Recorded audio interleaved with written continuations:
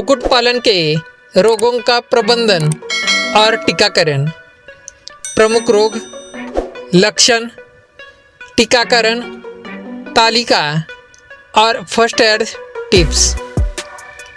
कल्पना कीजिए, सुबह आप अपने पोल्ट्री शेड में जाते हैं। कल तक सब ठीक था।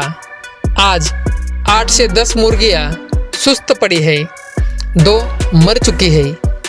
दिल की धड़कन तेज, मन में एक ही सवाल, यह अचानक क्या हो गया? दोस्तों, पोल्ट्री फार्म में बीमारी कभी नोटिस देकर नहीं आती, और अगर समय पर पहचान और टीकाकरण नहीं हुआ तो एक बैच कुछ ही दिनों में खत्म हो सकता है।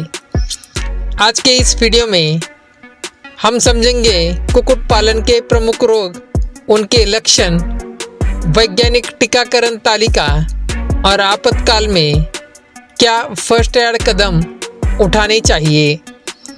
और अंत में मैं आपको एक ऐसी घातक लापरवाही बताऊंगा जो 70% तक नए किसान करते हैं और वही उनकी सबसे बड़ी गलती बन जाती है। तो चलिए शुरू करते हैं।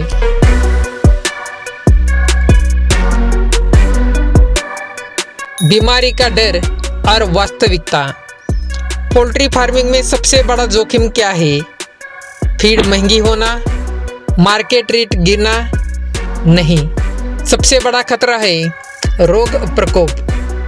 विशेषकर 2 नाम जिन्हें हर किसान को गंभीरता से लेना चाहिए। एक, बर्ड फ्लू।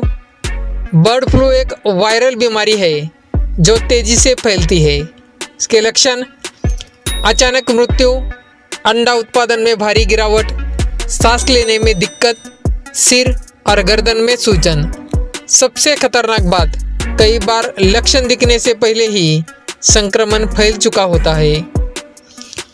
और नंबर 2, न्यूकासल। यह भारत में आम और अत्यंत संक्रामक बीमारी है।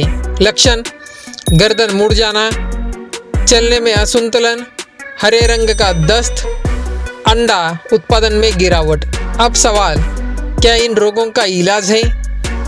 अधिकतर वायरल रोगों का सीधा इलाज नहीं, सिर्फ प्रबंधन और टीकाकरण ही सुरक्षा है। यही से कहानी मोड़ लेती है। टीकाकरण और रोग प्रबंधन का विज्ञान। अब हम डर से समाधान की ओर बढ़ते हैं। टीकाकरण तालिका, सामान्य मार्गदर्शिका। ध्यान दें, सटीक शेड्यूल क्षेत्र और पशु चिकित्सक की सलाह अनुसार बदल सकता है। डे 1 मार्क्स वैक्सीन, डे 5 से 7 तक न्यूकासल लोस्टा, डे 14 गुम्बार्वो, डे 21 बूस्टर और 6 से 8 हफ्ता में फ्लोपॉक्स। ज़रूरत के अनुसार लेयर के लिए आगे भी बूस्टर आवश्यक हो सकते हैं। अगर एक भी डोज छूट गया तो सुरक्षा कवच में छेद, और वायरस को बस एक मौका चाहिए। बायोसिक्योरिटी रोकथाम इलाज से बेहतर है। अब थोड़ा हास्यपूर्ण सवाल, क्या आपके शेड में आने वाले हर व्यक्ति के जूते साफ होते हैं? अगर नहीं तो आप वायरस को रेड कारपेट बिछा रहे हैं। शेड में एंट्री सीमित रखें। फुटबाथ में डिसइंफेक्टेंट, मृत पक्षियों का सुरक्षित निपटान, नियमित सफाई का सैनिटाइजेशन। बायोसिक्योरिटी सस्ती लगती है, लेकिन लापरवाही बहुत महंगी पड़ती है। First aid tips. मान लीजिए आपको अचानक कुछ पक्षी बीमार दिखे। पहला कदम क्या? घबराना नहीं। बीमार पक्षी तुरंत अलग करें। पानी में इलेक्ट्रोलाइट और मल्टीविटामिन दें। तुरंत नज़दीकी पशु चिकित्सक से संपर्क करें। मृत पक्षियों को खुले में ना फेंकें। और सबसे महत्वपूर्ण, रिकॉर्ड रखें। कितने बीमार, कितने मृत, कब शुरू हुआ। डेटा इक्वल टू सही निर्णय।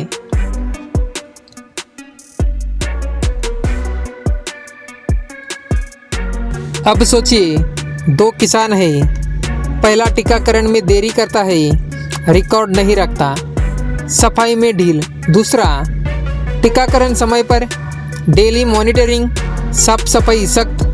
6 महीने बाद पहले किसान को बार बार नुकसान, दूसरा स्थिर मुनाफे में। फर्क सिर्फ किस्मत का नहीं था, फर्क सिस्टम का था, वह घातक लापरवाही।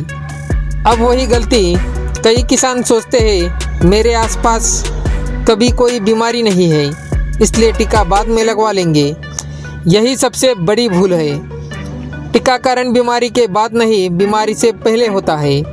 याद रखिए, रोग इंतज़ार नहीं करता। रोग उत्पादन गिरावट, इनकम में कमी तो व्यवसाय संकट में। लेकिन समय पर टीकाकरण, मजबूत इम्यूनिटी, स्थिर उत्पादन तो स्थिर इनकम। पोल्ट्री फार्मिंग में लाभ का आधार सिर्फ फीड नहीं बल्कि स्वस्थ प्रबंधन है। आज ही अपने फार्म के टीकाकरण तालिका चेक करें, पिछले वैक्सीन की तारीख नोट करें, बायोसिक्योरिटी सिस्टम की समीक्षा करें, आपातकालीन नंबर संपर्क तैयार रखें और खुद से पूछें, क्या मैं जोखिम ले रहा हूँ या जिम्मेदारी निभा रहा हूँ। अगली वीडियो में हम चर्चा करेंगे पोल्ट्री फार्म में बायोसिक्योरिटी का पूरा ब्लूप्रिंट, शून्य से प्रोफेशनल सिस्टम तक। क्या आप अपने फार्म को बीमारी प्रूफ बनाना चाहते हैं? अगर हाँ तो वीडियो को लाइक करें, अपने साथी किसानों के साथ शेयर करें और चैनल को सब्सक्राइब करें, क्योंकि याद रखिए, सुरक्षित फार्म ही सफल फार्म है। जय किसान, धन्यवाद।